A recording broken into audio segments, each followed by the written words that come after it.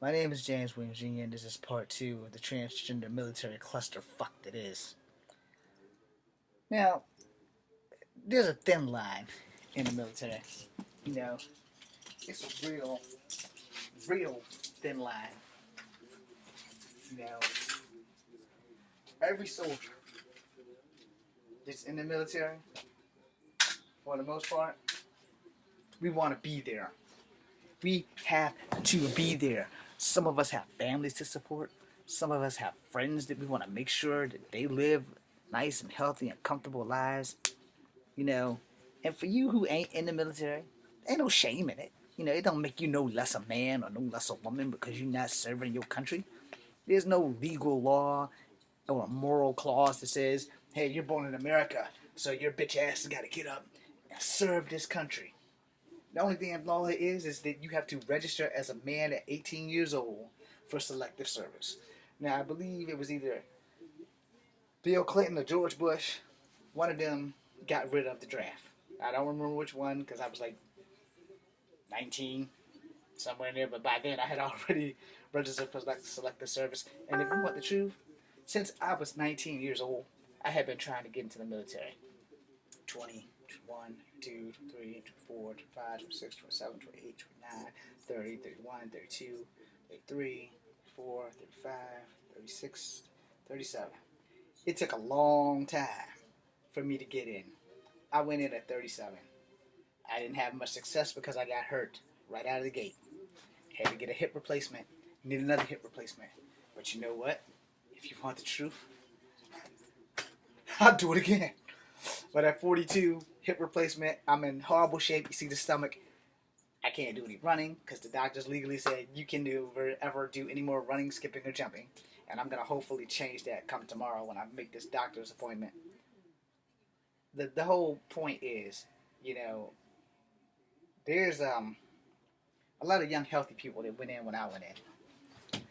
And unfortunately, the reality of the situation wasn't told to them before they were recruited in. The reality is, when you join the military, this is not a billionaire boys club or now a billionaire boys, girls, and transgender club. This shit ain't that. Here's the reality of joining the military. Depending on what your MOS is, you go into war. You could die. I got infantry. I was in Bravo. I was in Golf. I was in Delta. And back to Golf when I was being discharged. But I was still in infantry. Infantry soldiers are pumped out every 3 months. Every 3 months, if you make it through boot camp, every 3 months you're going to get assigned somewhere. And glory be to God, if you're lucky, you get the place you want to go. And if you're not unlucky, well, then you're shit out of luck. Now, the thing is, depending on what branch of service you are in, if you're in the Coast Guard, the Army, the Navy, the Air Force, the Marines, each one of them have a National Guard that I think of. I know Air National Guard and Army National Guard. In the reserves, I think everyone has a reserve. So I'm not going to swear that because I didn't get the military handbook on how many different damn branches there are. I know that there's 5 national branches, which I just named: Army, Air Force, Marines, Navy, Coast Guard. Now, I know that each one of them has a reserve, but I also know that the Army and the Air Force both have National Guard. All right, Air National Guard, Army National Guard. I was in the Army National Guard. The only reason why I got into the National Guard was because I don't think I was old enough, or I was too old to get into the Army, but I wasn't too old to get into the National Guard. And here was my contract: 3 active, 5 inactive, unless an emergency or unless I take active first. Active first means as soon as I get out of boot camp, I can go wherever the fuck I want because I don't have to go with the platoon that I am assigned to. I can volunteer to go serve anywhere and everywhere if I take active first. Active first, my first 3 years, I can do the whole 3 years, not 3 years of weekends, but the whole entire 3 years. So the whole 600 and blah, blah, blah days until it's done. Now, I didn't find that out until I got hurt, and I was like, well, damn, had I known that, had I not fallen down and gotten hurt, of course, I went in at 37, so I was old as fuck by military standards. So the cutoff age was 42. At the time I was going in, the cutoff age was 37, and then they killed it. And then as I was in, they brought it back up to 42. Now that I'm 44 and in the worst shape of my life, um, it's no chance in hell that I can go back unless they give me like a liaison job. I'm pretty sure I'm not qualified for that because the only jobs I did was cut grass and mail handling. Hey, I did some filing of some papers, and I sucked at shooting a gun. So I was discharged honorably. Just had some fucking problems because I couldn't lay on my hip. Of course, they didn't find that out until 3 years out when they finally decided, oh, it's not your knee, it's your hip. And we have X-rays to prove that. Moving on. Now, as a soldier, you're gonna learn a lot of shit. You're gonna learn a lot of shit. You're gonna learn some shit that you can't say when you come home. And every veteran will tell you, better get used to these rations right here. Don't worry, they taste great. Most of them. Also depends on what you like and what the PG hands to you at the time. And the PG is like the fourth person in charge of the room. You have your three main sergeants and then you have a PG. And technically he doesn't have any legal rank unless he went to college and he actually is a specialist or E4, E3, E4, somewhere in there. I went in as a fuzzy, so I was like an E1. Now, do I miss it? You're damn right I miss it. 3 square meals, new family, I think about my military brothers every day and every night. It ain't a night to go by that I don't think about my platoon in Bravo. It ain't a night that I don't go by every night and don't think about my platoon in Delta. I didn't get to know the platoon in Golf very well, so I don't really think about them that much. But as far as Bravo and Delta, I miss those guys a hell of a lot, and I worry about them all the time. But I will tell you this.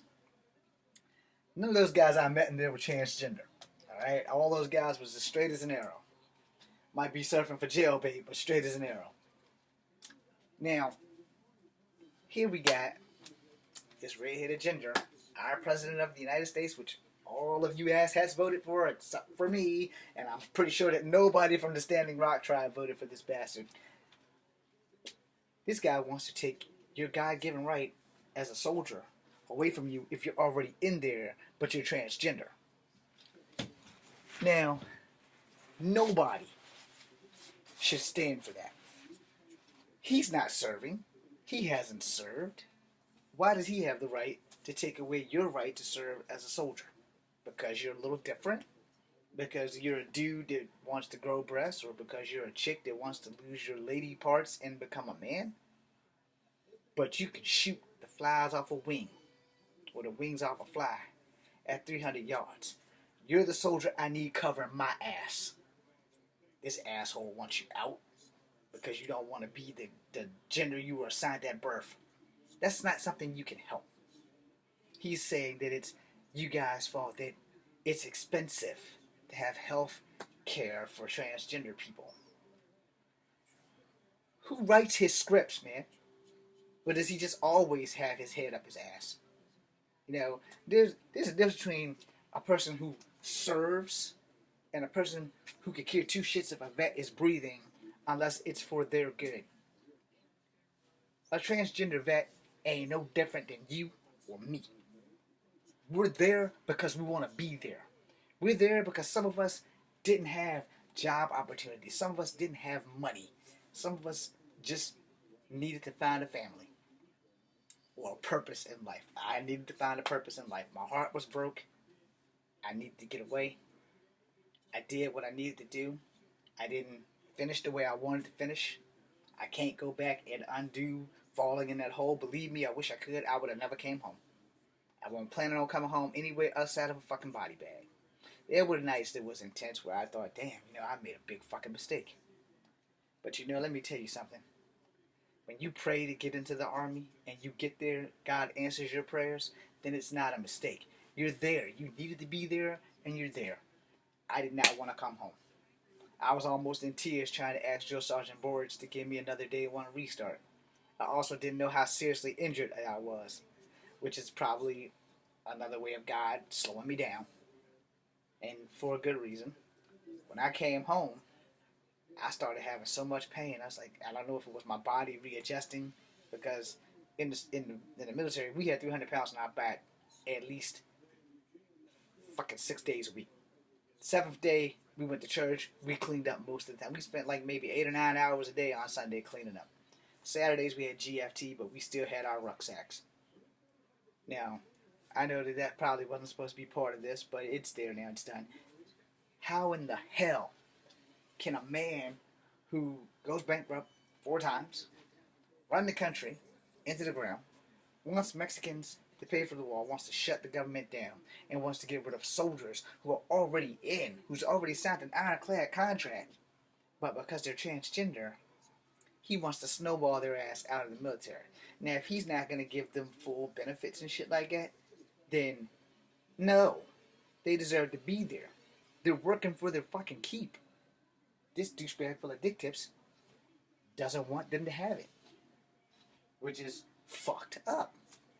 And I'm not going to keep talking about this because it's only going to piss me off. It's going to piss me off more than how I feel about Mass Effect right now. And I don't think that this asshat is capable of running our country, and he needs to be impeached. And the second that he decides that soldiers don't have the right to serve the country because they are transgender, who the fuck does he think he is?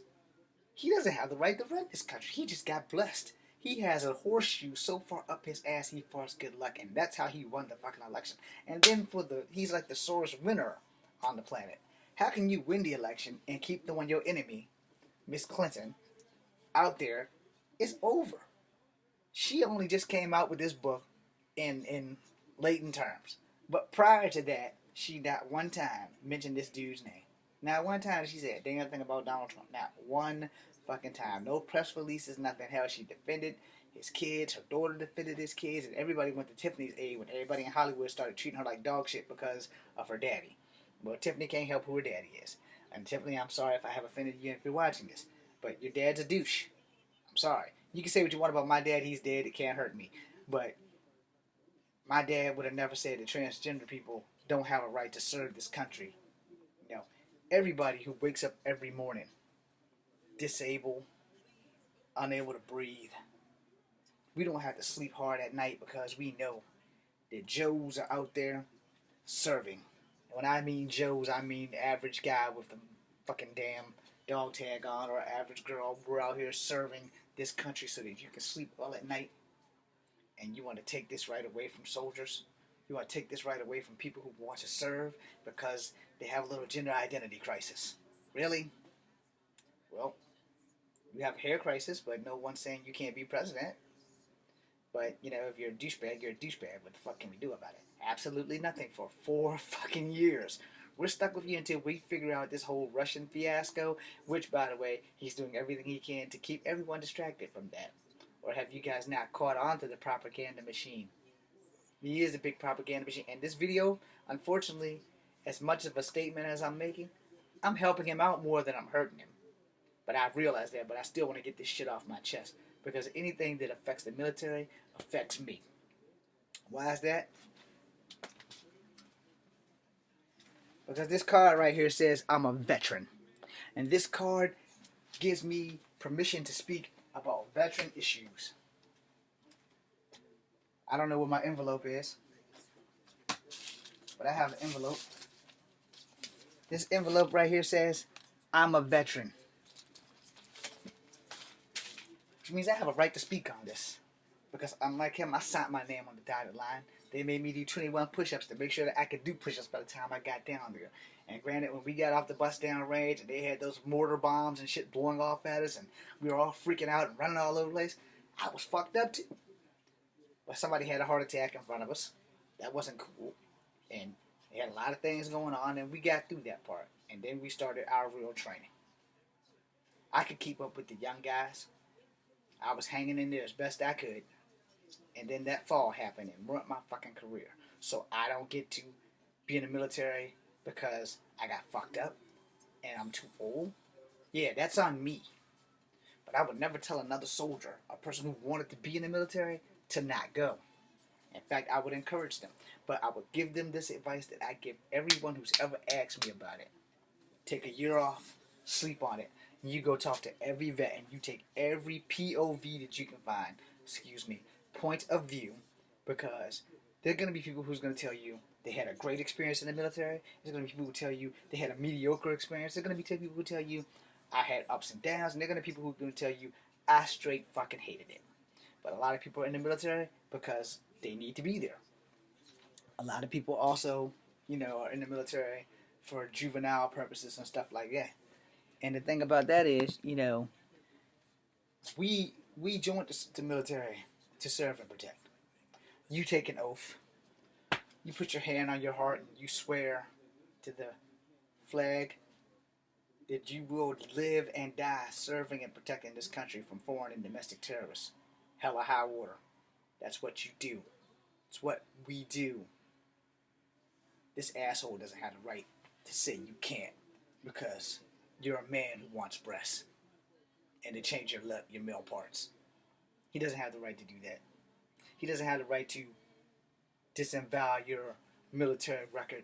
He doesn't have the right to take away your service or your right to serve us because he's being prejudiced about gender equality and shit like that. And besides, let's not forget, this is a guy who's on a bus talking about grabbing chicks by the pussy. You're just changing from one gender to the gender that he's targeting.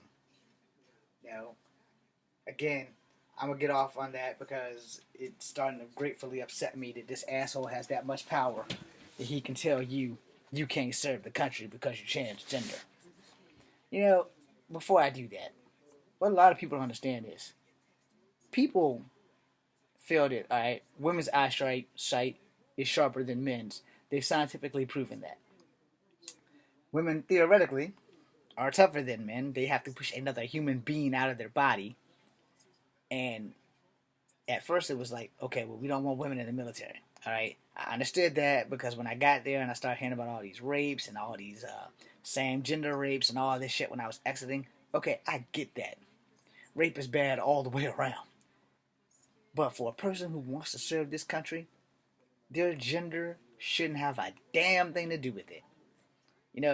The old show Private Benjamin, the old movie was first with Goldie Hawn, and then the TV show, and at the cadence that began is this: soldiers do what sergeants say, but soon they'll do it Judy's way.